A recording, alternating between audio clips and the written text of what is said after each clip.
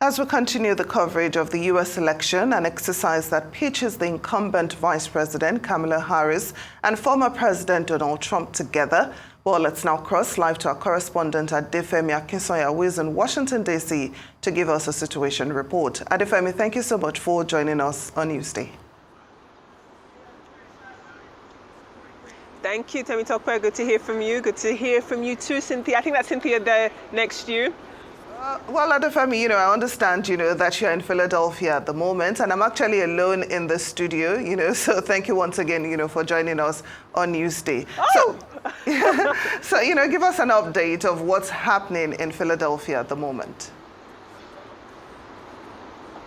Thank you very much, Temi Topos. As you said, we are in Philadelphia, in Pennsylvania. Pennsylvania is a critical swing state. It is the state that is the determining factor in this race. Whomever wins this state will win the election, will become the next president. So it is quite significant. And as you can see, both presidential candidates, main presidential candidates, Kamala Harris and Donald Trump, have taken the state of Pennsylvania very seriously. Over the course of the last few weeks and months, they have consistently focused efforts on rallies, on meeting people here in Pennsylvania. If we look at Kamala Harris, for example, she actually went door to door yesterday across this state, wanting to speak to prospective voters face to face and ensure that she could trust in them for their vote. Likewise, Donald Trump has also seen the significance of this state, because as we know, when you're looking at this election, not only does the candidate in question, the winning candidate, whomever that may be,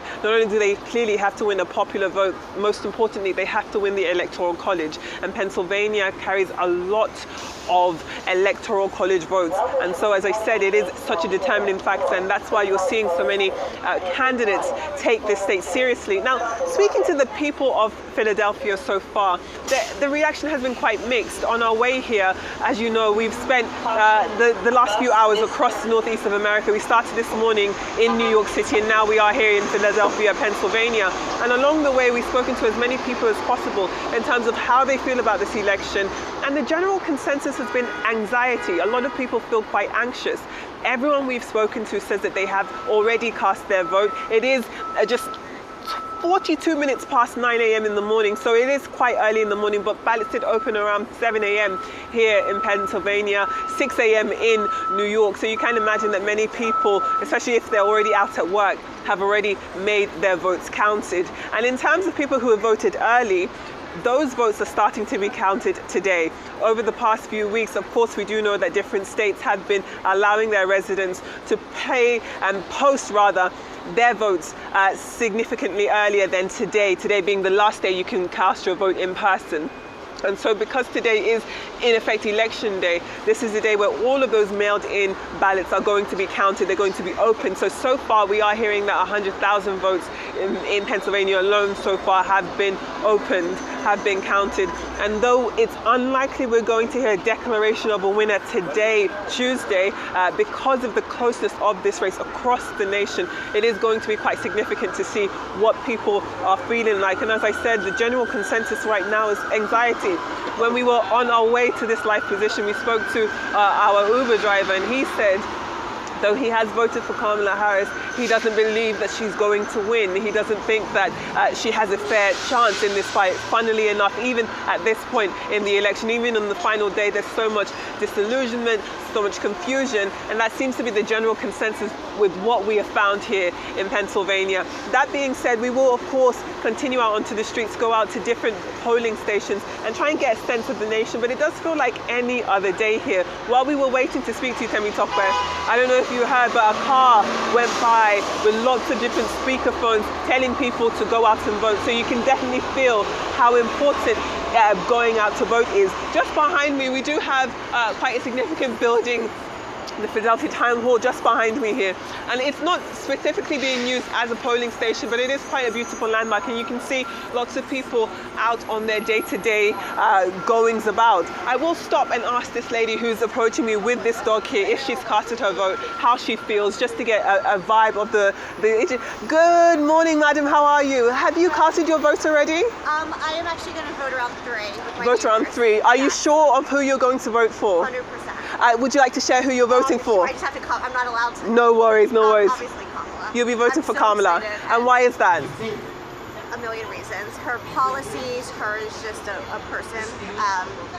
Obviously she's not Trump, but not because of that even. Like, Yes. I just agree with the policies with NATO, with tax credits, with having Medicaid for the sandwich generation, obviously keeping the Affordable Care Act. Yes. She's just amazing. And how optimistic are you for the final result? Do you think she will win? I don't know. I don't know. I don't know. But I don't know. Understood, but I I wish don't you want the to get my best. hopes up. Definitely. So, Thank you very much for thank you stopping so to talk much. to us there. Well, there you had it. One of the first ladies we've spoken to live on air, she says that she will be casting her vote later on this afternoon around 3 p.m. But she does say that she will be voting for Kamala Harris. I asked her how optimistic she is, whether or not she thinks Kamala Harris will win, and she said she doesn't know. And as I said, that does seem to be the consensus. Even when we speak to people who are confidently voting for Kamala Harris, and of course Tim Walz, they don't know if their vote is actually going to translate into the victory for their candidate.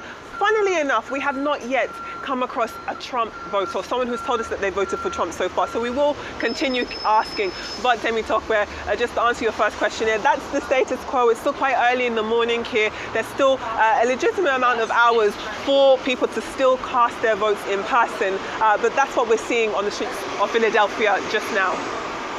Thank you so much, for that, Adefemi. Now, you talked about anxiety in areas that you have visited.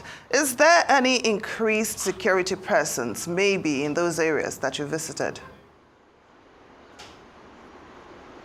Absolutely. So if we step out of Philadelphia and Pennsylvania for a second and look at different areas of the Northeast, Washington, D.C., we have seen and heard reports that security presence has been heightened. You've got the going up of barricades as well. Also, if we move to the south and the southern states of the United States, we know that states like Georgia and constituencies in Georgia are also having a heightened security presence. A few of my colleagues, actually people I've known in private practice, people I went to school with who are also journalists, who are also covering this election, say that those who have been stationed to the state of Georgia say that they've been stationed there with protective gear, helmets and bulletproof vests. So you can imagine that while there is absolutely no desire for any type of political violence, many people are still quite on edge. And that does add to this layered feeling of anxiety, though we are here in Pennsylvania and we haven't seen that much of a hard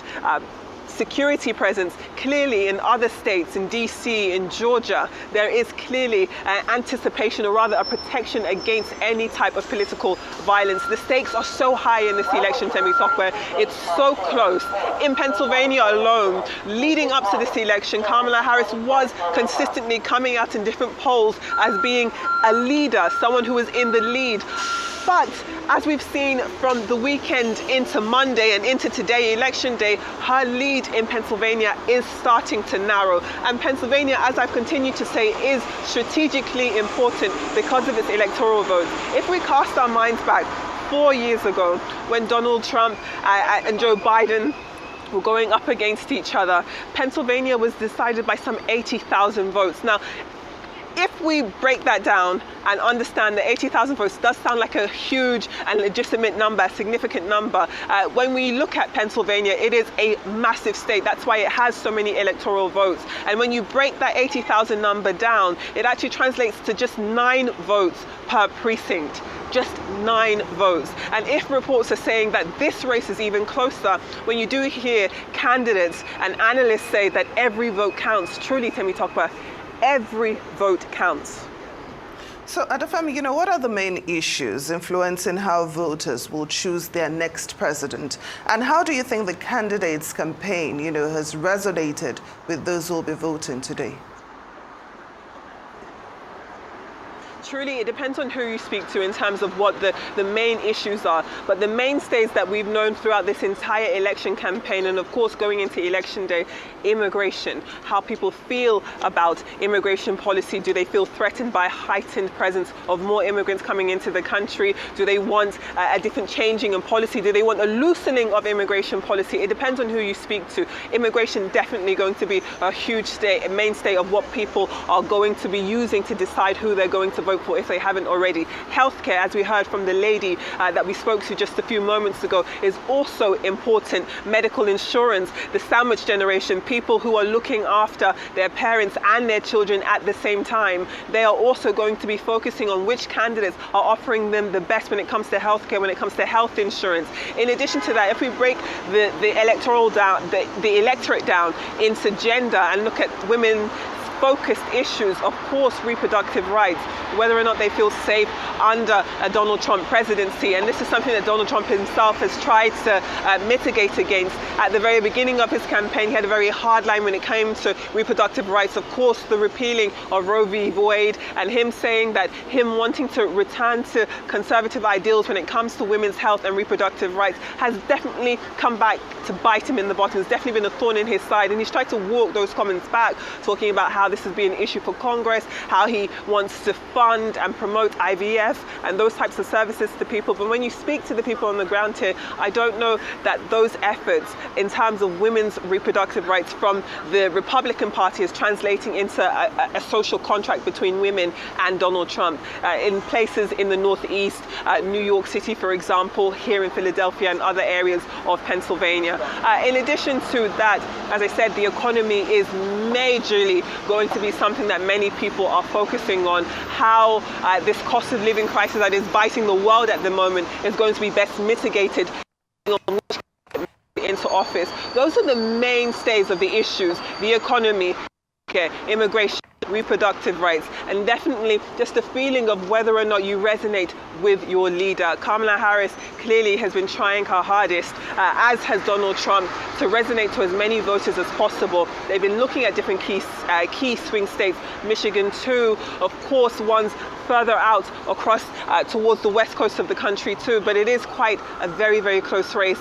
And as I said, it does seem as though everybody is feeling a certain feeling of tension and anxiety, because as it stands, no one really knows who's going to win. So, Adefemi, I'd like you to gauge the mood for me. Would you say that America is ready for its first female president, especially one that is of Asian and African descent? What do you think? What are your thoughts on this? Right. Well, I wonder if I'll ask this one. Good morning, madam. How are you? How are you doing today? Happy election day. I can see you've got your button, you've got your sticker. It says that you voted. Would you like to share who you voted for? I did. I voted for Kamala Harris. And why did you vote for Kamala Harris?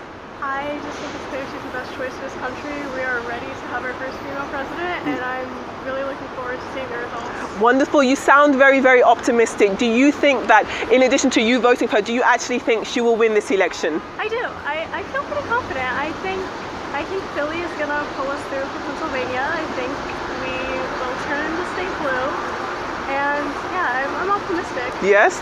And finally looking ahead, when it comes to the decision to vote for Kamala Harris, was it an easy one for you? What was the main issue that you feel would be best handled by a Kamala Harris presidency? I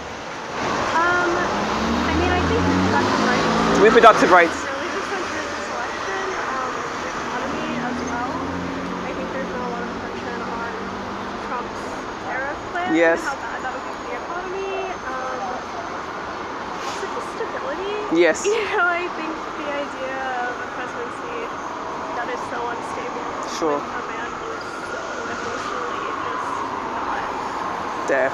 held together, not there. Yes. Well, thank you very much. I hope your optimism spreads. Thank you so much. Have a great day. So there you have it, Temi Tokwe. As I was saying, she's actually the first person who was very, very cheerful with her votes. Usually when we speak to people and they say who they voted for, they're not too sure whether or not that will translate into a victory, but she seemed to be very optimistic for the future. And just posing your question to her just then about what issues meant the most to her, she talked about reproductive rights.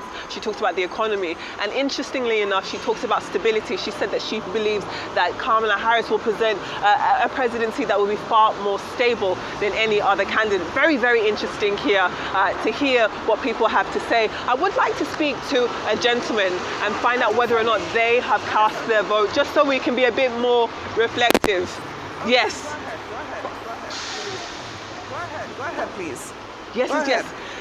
Good morning, sir. How are you? Have you cast your votes already today? Yeah, but I'm from Colorado. You are from Colorado. All righty. Would you like to share who you voted for? Completely up to you. Oh. Please. Who did you vote Who for? are you with? I'm not with anyone. We're here with Arise News. We're live in Lagos, Nigeria. So we're just speaking to as many people as possible.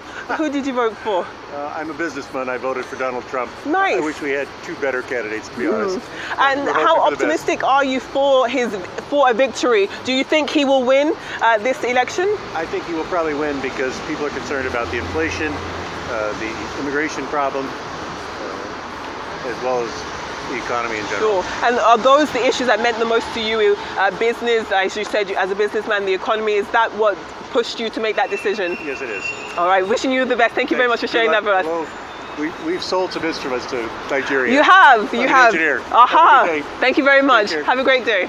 Well, there you have it, Temitope. We have spoken to somebody who says that he has voted for Trump. He talks about how he is a businessman and that is what informed his decision to vote for Donald Trump. He talks about how he's done business in Nigeria as an engineer. So it does seem as though we spoke to a good person there. And he does think that despite voting for Donald Trump, he also is quite optimistic that he thinks Donald Trump is going to win. So as you can see, it's been quite a mixed pool of people across the street. We're actually on 13th Street, 13th and Main, I believe it's called, in downtown Philadelphia, and the response has been mixed so far. Definitely people who are proud to share that they are voting for Kamala Harris, but it did take a few asks of that gentleman before he shared that he's voted for Donald Trump. I wonder if there's anyone else that we can speak to about whether or not they're planning to. Adefemi, you are doing a great job, and I'm so excited. I cannot wait, to know the outcome of this election. Our Rise international correspondent reporting live from Philadelphia, Adefemi Akinsanya.